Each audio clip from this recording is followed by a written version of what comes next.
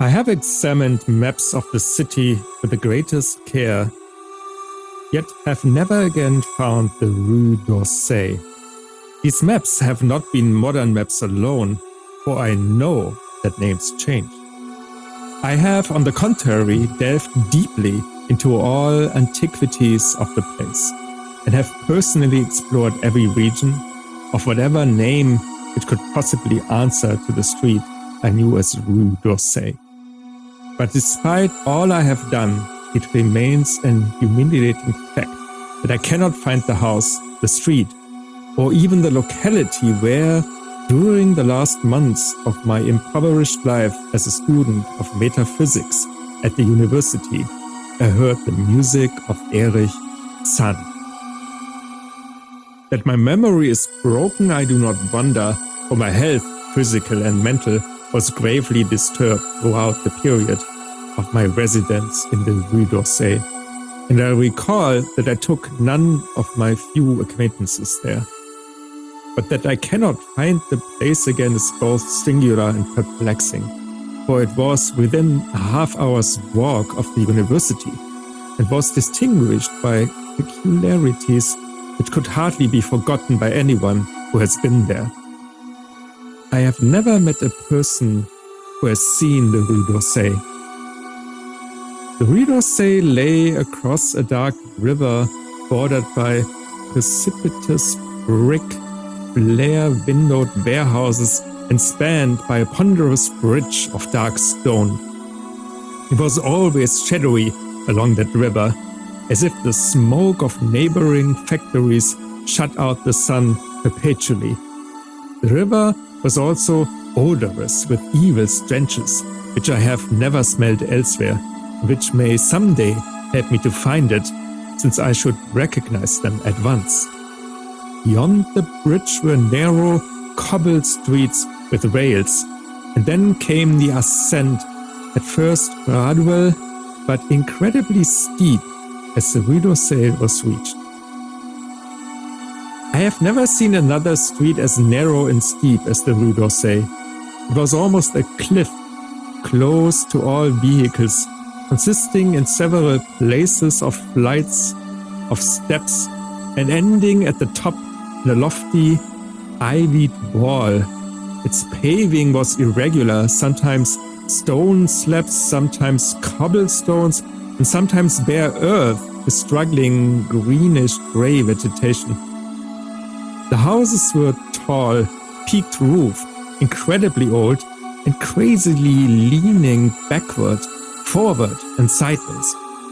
Occasionally, an opposite pair, both leaning forward, always met across the street like an arc, and certainly they kept most of the light from the ground below. There were a few overhead bridges from house to house across the street. The inhabitants of that street impressed me peculiarly.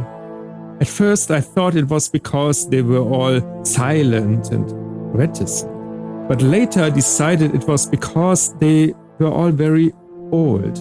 I do not know how I came to live on such a street, but I was not myself when I moved there.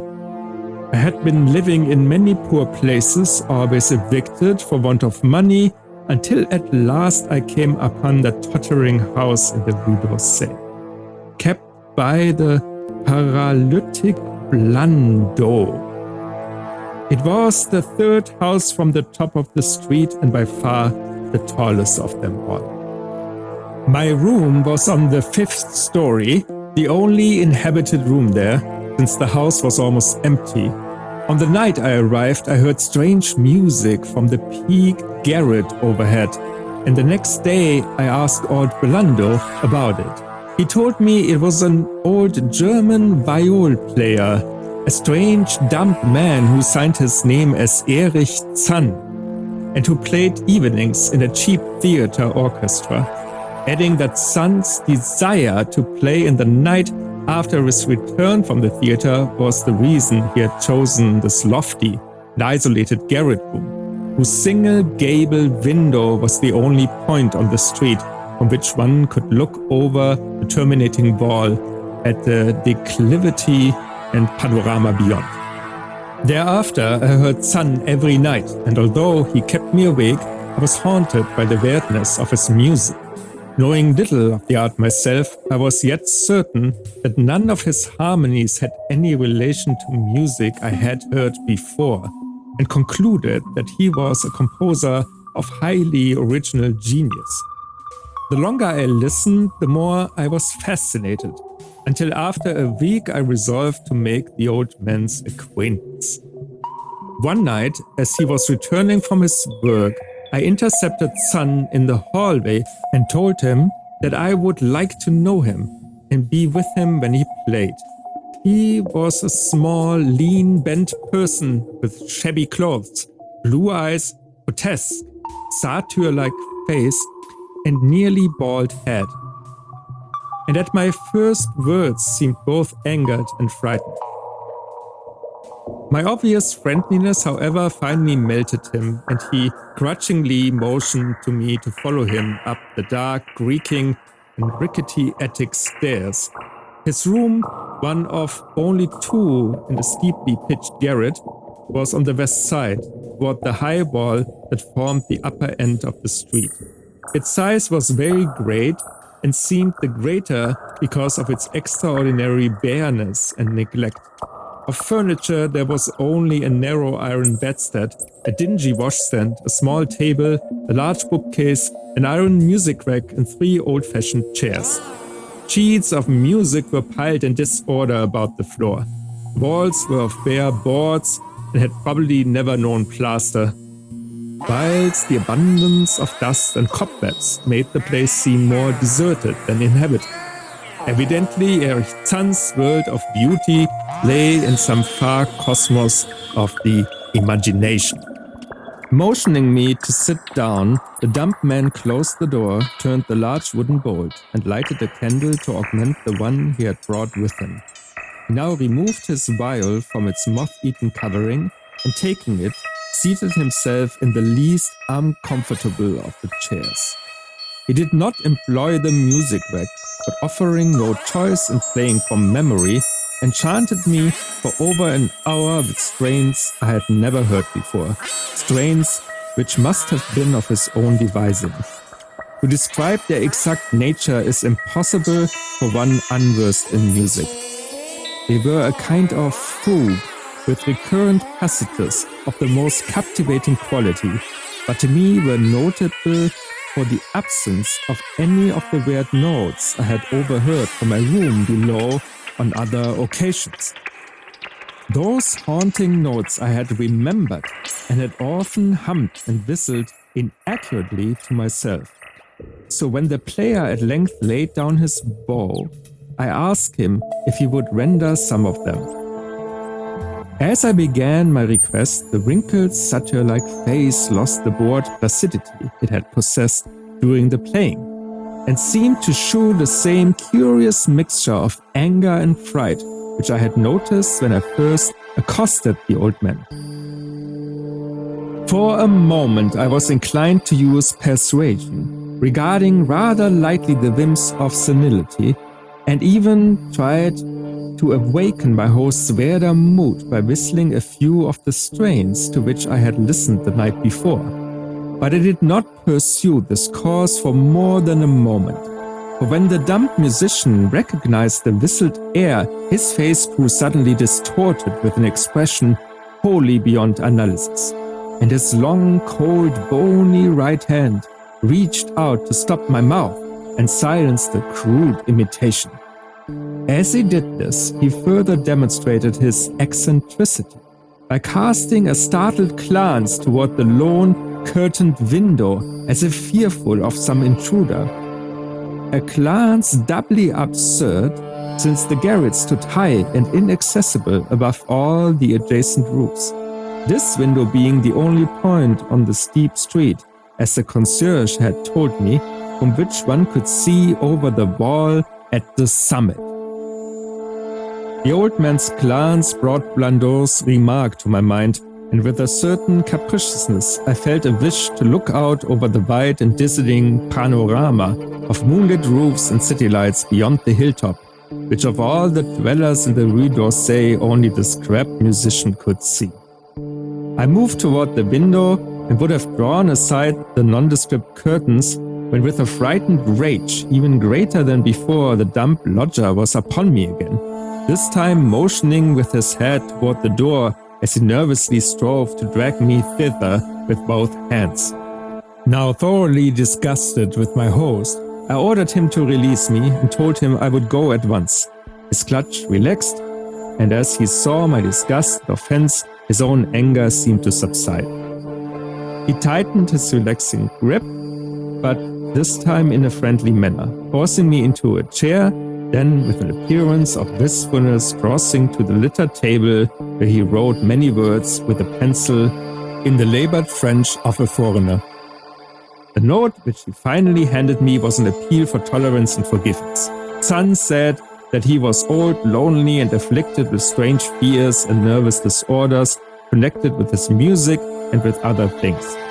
He had enjoyed my listening to his music and wished I would come again and not mind his eccentricities. But he could not play to another his weird harmonies, and could not bear hearing them from another, nor could he bear having anything in his room touched by another. He had not known until our hallway conversation that I could overhear his playing in my room, and now asked me if I would arrange with Blandot to take a lower room where I could not hear him in the night. He would, he wrote, defray the difference in rent. As I sat there deciphering the execrable French, I felt more lenient toward the old man. He was a victim of physical and nervous suffering, as was I, and my metaphysical studies had taught me kindness. In the silence there came a slight sound from the window. The shutter must have rattled in the night wind, and for some reason I started almost as violently as did Erich Zann. So when I had finished reading, I shook my host by the hand and departed as a friend. The next day, Blandot gave me a more expensive room on the 3rd floor, between the apartments of an aged moneylender and the room of a respectable upholsterer. There was no one on the 4th floor. It was not long before I found that Zann's eagerness for my company was not as great as it had seemed while he was persuading me to move down from the 5th story. He did not ask me to call on him, and when I did call, he appeared uneasy and played listlessly. This was always at night. In the day he slept and would admit no one. My liking for him did not grow, though the attic room and the weird music seemed to hold an odd fascination for me. I had a curious desire to look out of that window, over the wall and down the unseen slope at the glittering roofs and spires which must lie outspread there. Once I went up to the garret during theater hours when Zann was away, but the door was locked. What I did succeed in doing was to overhear the nocturnal playing of the dumb old man. At first I would tiptoe up to my old 5th floor, then I grew bold enough to climb the last creaking staircase to the peaked garret. There in the narrow hall outside the bolted door with a covered keyhole, I often heard sounds which filled me with an indefinable dread, the dread of vague wonder and brooding mystery. It was not that the sounds were hideous, for they were not, but that they held vibrations suggesting nothing on this globe of earth, and that at certain intervals they assumed a symphonic quality which I could hardly conceive as produced by only one player. Certainly Erich Zann was a genius of wild power. As the weeks passed, the playing grew wilder, whilst the old musician acquired an increasing haggardness and furtiveness, pitiful to behold. He now refused to admit me at any time, and shunned me whenever we met on the stairs. Then one night, as I listened at the door, I heard the shrieking viol swell into a chaotic babel of sound, a pandemonium which would have led me to doubt my own shaking sanity, had there not come from behind that barrel portal a piteous proof that the horror was real. The awful, inarticulate cry, which only a mute can utter, and which rises only in moments of the most terrible fear or anguish. I knocked repeatedly, at the door, but received no response. Afterward, I waited in the black hallway, shivering with cold and fear, till I heard the poor musician's feeble effort to rise from the floor by the aid of a chair. Leaving him just conscious after a fainting fit, I renewed my rapping, at the same time calling out my name reassuringly. I heard Zann stumble to the window and close both shutter and sash, then stumble to the door, which he falteringly unfastened to admit me. This time his delight at having me present was real, for his distorted face gleamed with relief, while he clutched at my coat as a child clutches at its mother's skirts. Shaking pathetically, the old man forced me into a chair whilst he sank into another, besides which his viol and bow lay carelessly on the floor. He sat for some time inactive, nodding oddly, but having a paradoxical suggestion of intense and frightened listening. Subsequently, he seemed to be satisfied, and crossing to a chair by the table, wrote a brief note, handed it to me, and returned to the table, where he began to write rapidly and incessantly. The note implored me in the name of mercy, and for the sake of my own curiosity, to wait where I was while he prepared a full account in German of all the marvels and terrors which beset him. I waited, and the damned man's pencil flew. It was perhaps an hour later, while I still waited, and while the old musician's feverishly written sheets still continued to pile up, that I saw Zann start as from the hint of a horrible shock. Unmistakably, he was looking at the curtained window and listened shudderingly. Then I half fancied I heard a sound myself, though it was not a horrible sound, but rather an exquisitely low and infinitely distant musical note, suggesting a player in one of the neighboring houses or in some abode beyond the lofty wall over which I had never been able to look. Upon Zann, the effect was terrible, but dropping his pencil, suddenly he rose, seized his viol, and commenced to rend the night with the wildest playing I had ever heard from his bow, save when listening at the barred door. It would be useless to describe the playing of Erich Zann on that dreadful night. It was more horrible than anything I had ever overheard, because I could now see the expression of his face, and could realize that this time the motive was stark fear. He was trying to make a noise to ward something off or drown something out, what I could not imagine, awesome though I felt it must be. The playing grew fantastic, delirious, and hysterical, yet kept to the last the qualities of supreme genius which I knew the strange old man possessed. I recognized the air. It was a wild Hungarian dance, popular in the theaters, and I reflected for a moment that this was the first time I had ever heard Zann play the work of another composer. Louder and louder, wilder and wilder, mounted the shrieking and whining of that desperate viol. The player was dripping with an uncanny perspiration and twisted like a monkey, always looking frantically at the curtained window. In his frenzied strains I could almost see shadowy satyrs and bacchanals dancing and whirling insanely through seething abysses of clouds and smoke and lightning. And then I thought I heard a shriller, steadier note that was not from the viol, a calm, deliberate, purposeful, mocking note from far away in the west. At this juncture, the shutter began to rattle in a howling night wind, which had sprung up outside as if in answer to the mad playing within. Zann's screaming viol now outdid itself, emitting sounds I had never thought a viol could emit. The shutter rattled more loudly, unfastened, and commenced slamming against the window. Then the glass broke shiveringly under the persistent impacts and the chill wind rushed in, making the candles sputter and rustling the sheets of paper on the table, where Zann had begun to write out his horrible secret.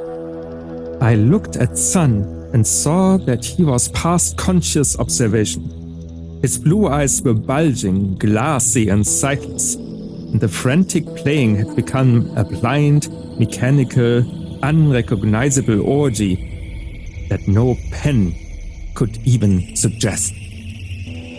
A sudden gust, stronger than the others, caught up the manuscript and bore it toward the window.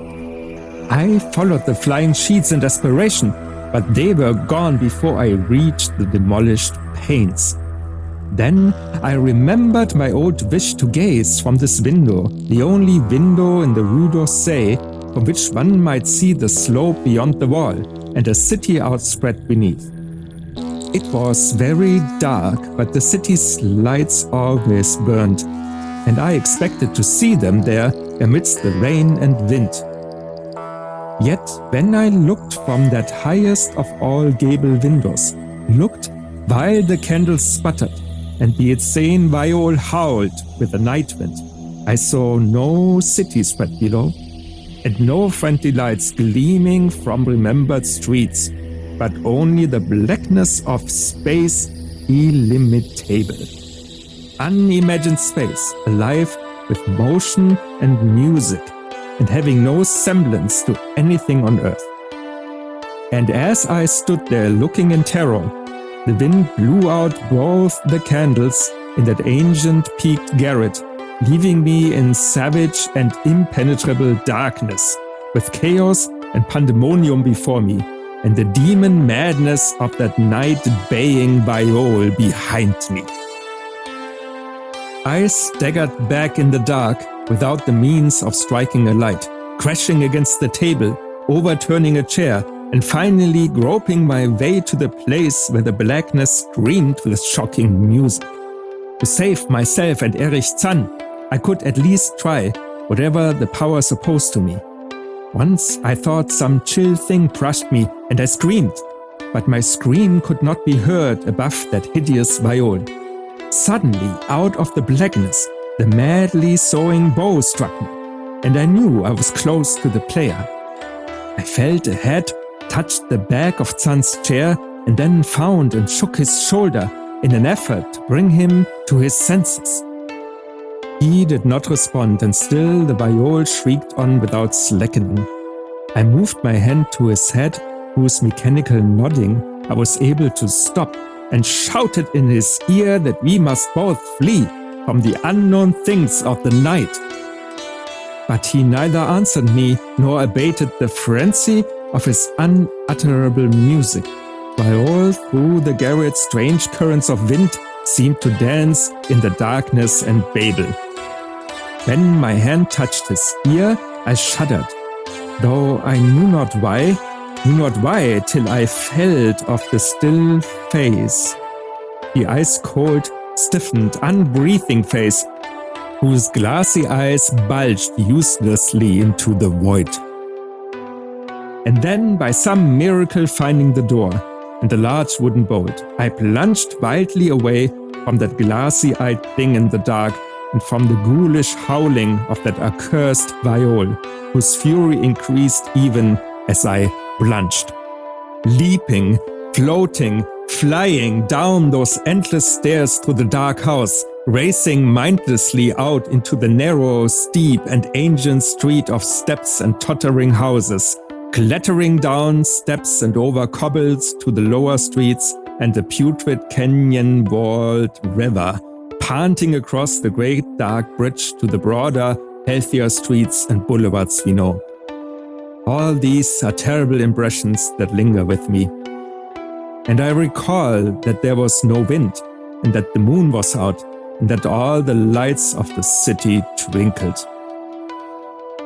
Despite my most careful searches and investigations, I have never since been able to find the Rue d'Orsay.